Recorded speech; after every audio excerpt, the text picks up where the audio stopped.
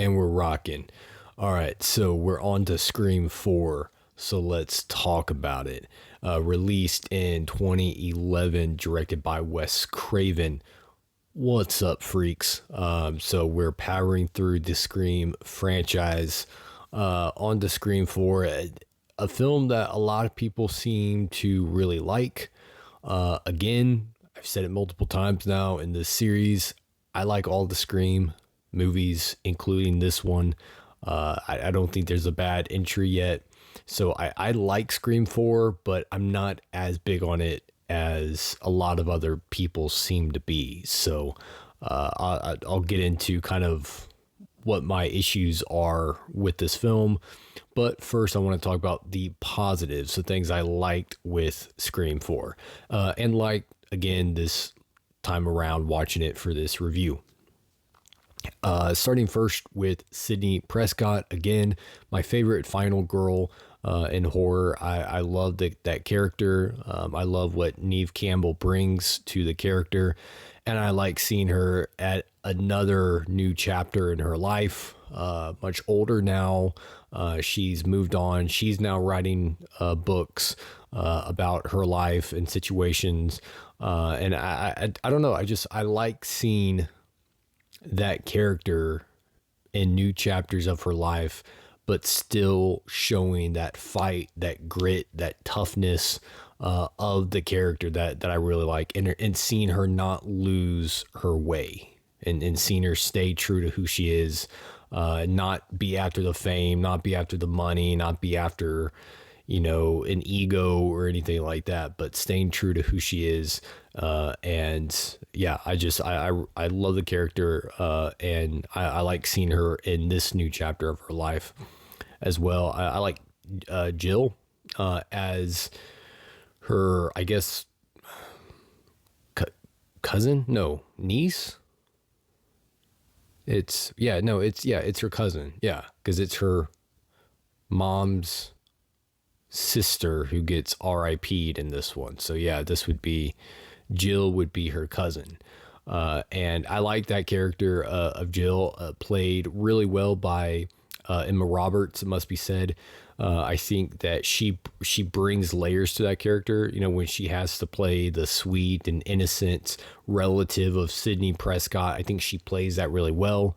When she has to act scared or be on the run, I think she acts that well. And then when she flips that switch in the third act, spoiler alert, I think she turns on that crazy, that crazy notch really well, and it's very believable in that role. So I think that Emma Roberts does a really good job. She's a very strong addition to this franchise, and I think makes a really good Ghostface killer as well, if I'm being perfectly honest.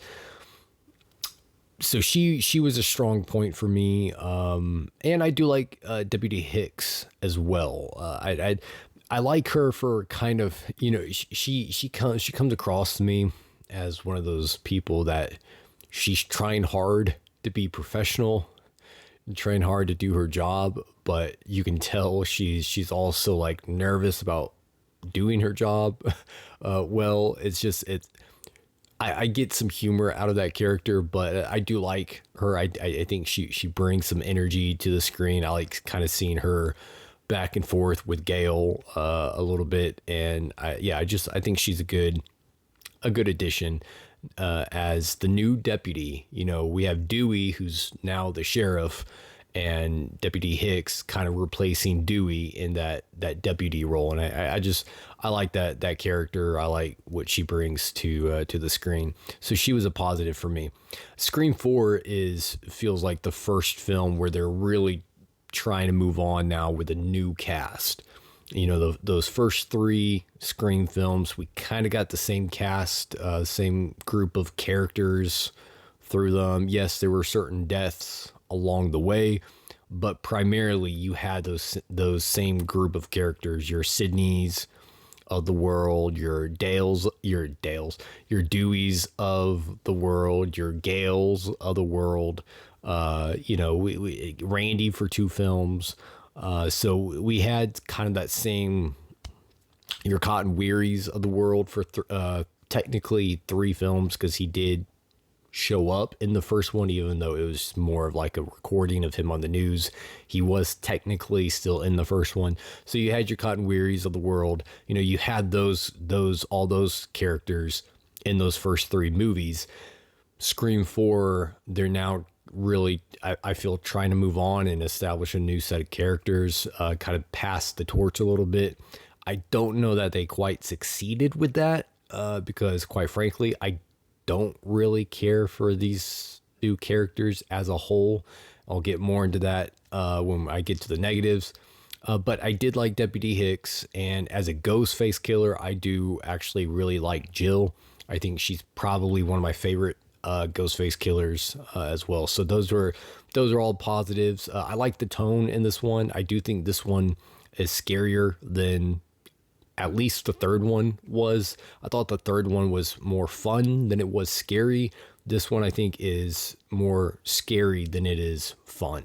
But that's a good thing. Like that's a positive for me. Again, when I come to a horror film, I want that horror factor to be there. You know, I'm not coming to a horror film to laugh my socks off. If I want to do that, I will go to a comedy. When I come to a horror, I want that fear factor. And I felt like I got that to a greater degree in Scream 4 than I did in Scream 3, and maybe even Scream 2. I think you could argue Scream 4 was scarier than Scream 2 as well. So that was a positive. I like that tone, that atmosphere, that kind of darker mood and serious tonality, and the way it's shot, darker, a lot of shadows to the cinematography. Some really good shots of Ghostface kind of running at the camera that are really scary and creepy. I think the parking garage scene was executed well. Some good tension built in there. So yeah, I do like, I liked all that. The directing by Wes Craven in here I thought was pretty good as far as directing that tension, directing the horror, directing the tone. I think he nailed all those really well. I like the misdirection. I think they did a good job with the misdirection in this one. At least the first time I saw it, I didn't see Jill being the killer.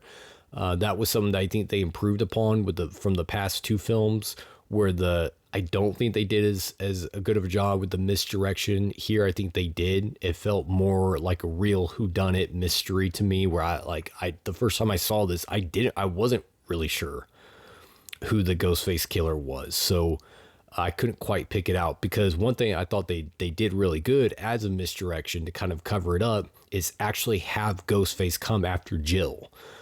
They hadn't done that before. You know, Ghostface didn't come after Mickey or Billy's mother in Scream 2. The Ghostface killer didn't come after Roman in Scream 3. There was the scene where Ghostface attacks Billy in the first one, but even then he wasn't like coming after Billy necessarily. He just kind of stabs him there as a misdirect attempt. But here the Ghostface killer is actually coming after Jill throughout this film multiple times, and that really works at setting up that misdirection. I think they execute that really well.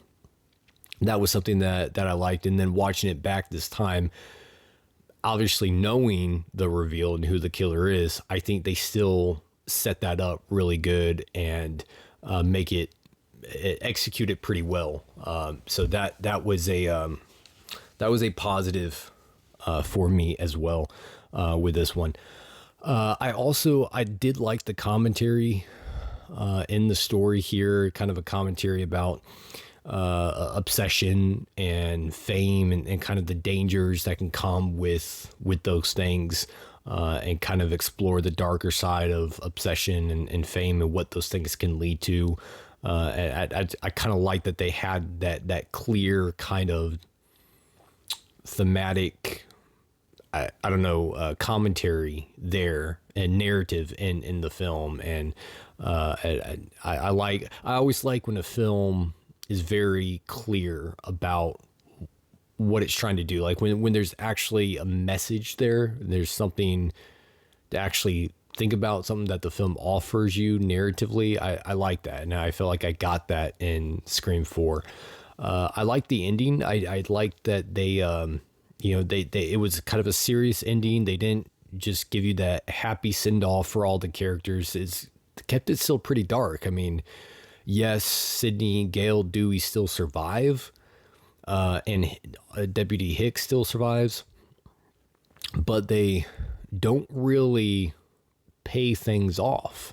They kind of just leave it like, okay, they survive, but that's kind of it. And I like that. It felt more like a horror type of ending where you get the main character surviving, but there's not really a win in there. And I thought it was something different that I felt like the franchise needed, and I think they executed that well. I like that we got a lot of Ghostface. A lot of the phone calls, Ghostface phone calls were really good. I like when we get a lot of those.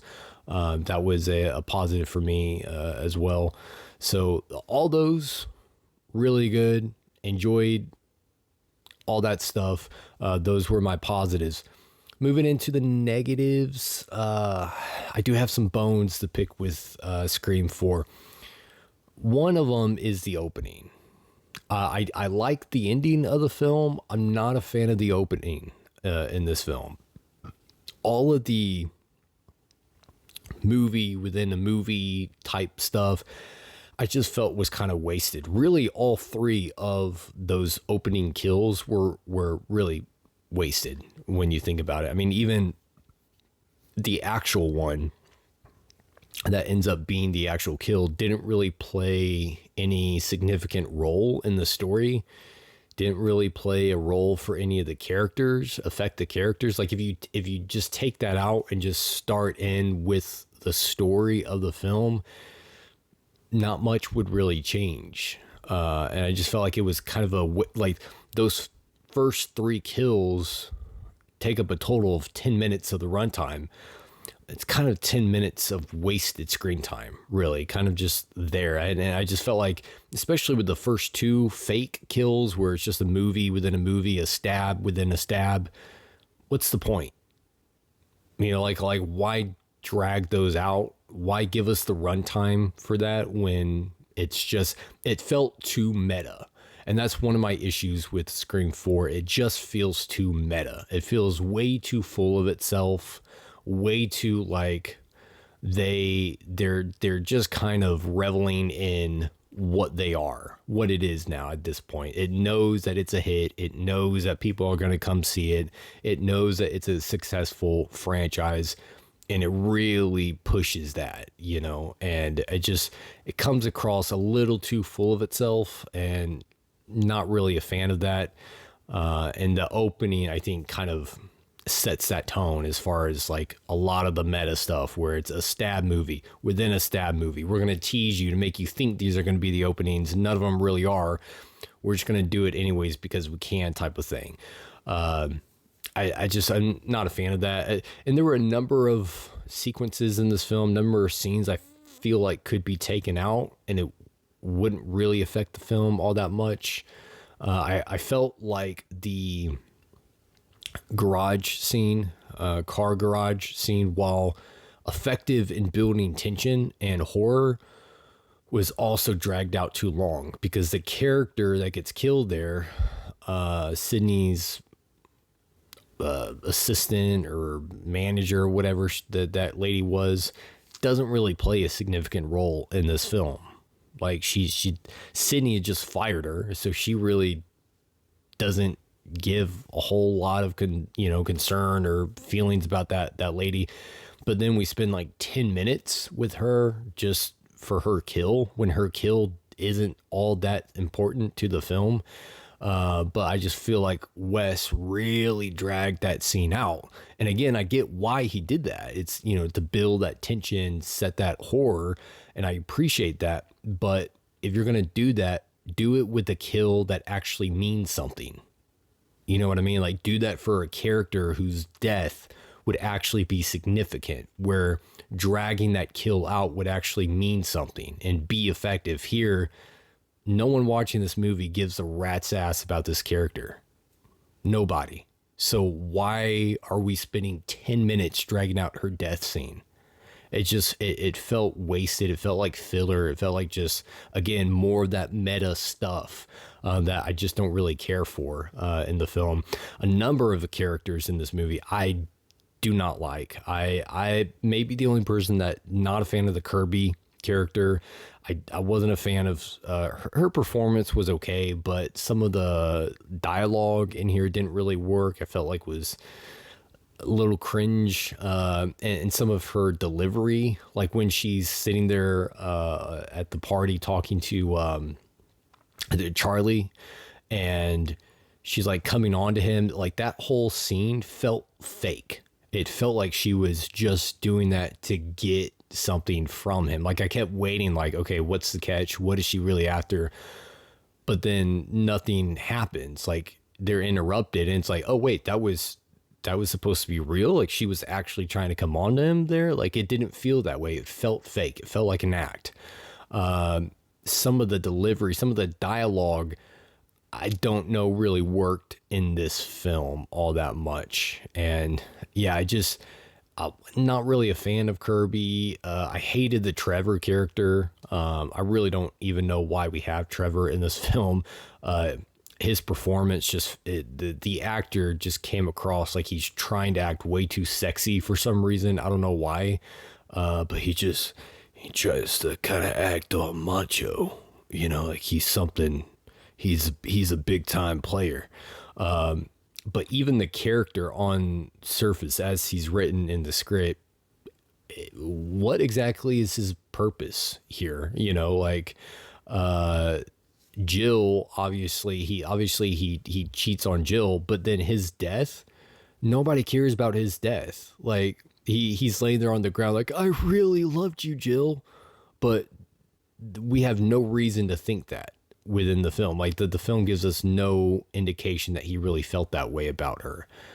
And just, he comes off really too obnoxious, really too full of himself. I was actually glad when he got RIP'd in this one. So a number of the characters, Charlie, Robbie, like Charlie looked like and felt like he hadn't gotten a minute of sleep in the past 2 weeks. He just walked around the whole time like this. This was Charlie. Oh, I've gotten sleep. I've gotten 2 minutes of sleep in the past 2 weeks. Like that's all he did in the film. Like he was a very boring character, not memorable at all. I think Jill vastly outshines him as a Ghostface killer. Robbie just came across like a B version of Michael Cera trying to do his best Randy impression. I just didn't care for these characters, man. The film also felt very episodic. It didn't really feel like a motion picture. It felt more like they had an idea for a TV series, and then they just stretched it out into an hour and 40-minute movie. You know what I mean? Some of the comedy was misplaced. Like when the two officers get killed at the house, the one guy has to throw in the Bruce Willis line at his death, kind of cutting the tension from the moment. You know what I mean? So there were a number of issues I have with Scream 4. I didn't like the Gale and Dewey stuff. Like, again, they just felt like their relationship hadn't really grown. Yes, they're married in this one, but it just really feels like they're just bickering again. Like there's nothing new with those characters. Felt like they're just kind of competing to see who can get the lead. Dewey doesn't really have much of anything to do in this film. He kind of just shows up at the crime scenes after people are killed. He doesn't really save anybody in this film. He's kind of just that klutzy officer that shows up when the script needs him to. But there was just no real growth there with him and Gale that I would have liked. So, yeah. Overall, guys, I'm going to give Scream 4 a 3-star review. I like this film. I do. I do think it's a good film. It is entertaining overall. I can certainly watch it if it's on. I don't know I'm going to go out of my way to watch this film, but I do have a good time with it. I do like the movie. So there you go. Those are my thoughts on Scream 4. Let me know your thoughts in the comment section. And until next time, you freaks, kick it and rock on.